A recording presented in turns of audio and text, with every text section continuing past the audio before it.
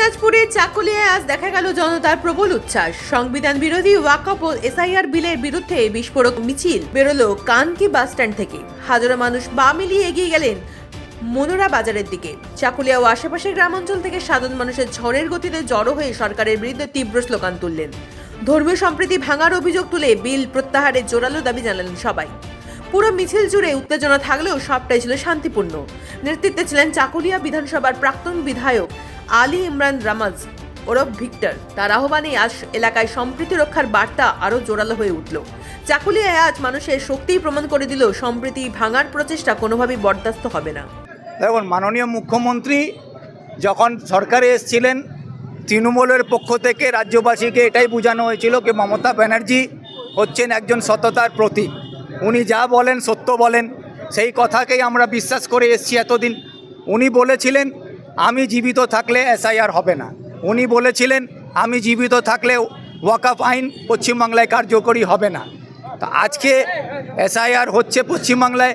SIR এর পরে আমরা দেখছি ওয়াকফ আইনও কার্যকরী হচ্ছে পশ্চিমবাংলায়।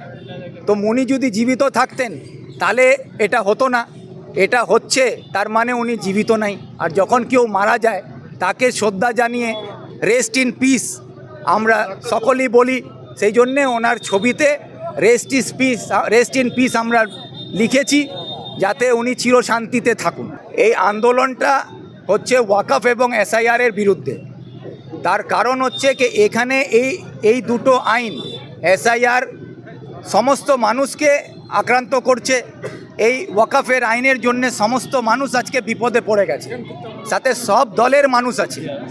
সেই যে সব দলের মানুষকেই আমি ডেকেছিলাম, আমাদের চাকুলিয়ার বিধায়ককেও ডেকেছিলাম, আমাদের রাজ্যের মন্ত্রী গোলাম রব্বানী সাহেবকেও ডেকেছিলাম। সেই জন্যে ওনাদের সম্মানে আজকে আমরা আমাদের দলীয় পতাকাকে রাখিনি। আজকে সেই জন্যে আমরা আমাদের দেশের পতাকাকে নিয়ে আমরা আজকে এই মিছিল করেছি, যাতে সব দলের মানুষ আমাদের সঙ্গে যুক্ত হতে পারে আর তাদের দাবি আমরা তুলে ধরতে পারি।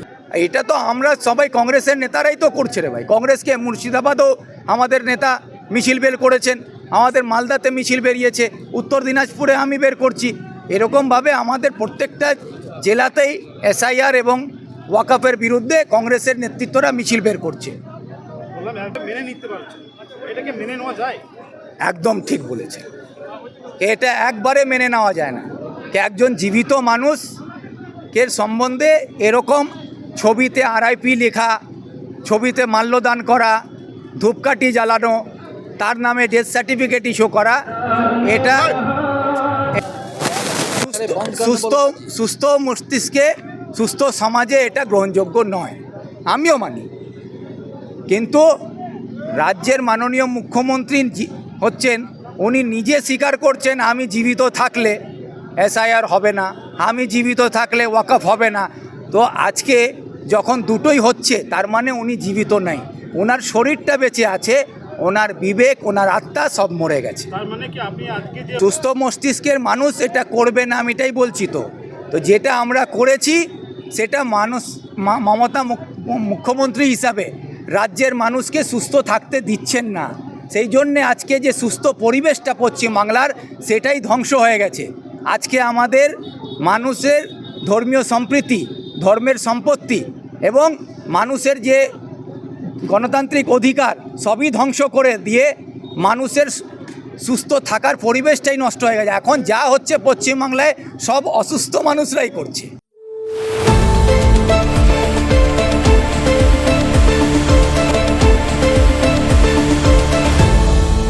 আপনারা দেখছেন এই বেলা বাংলা, শিরোনামে সবার আগে।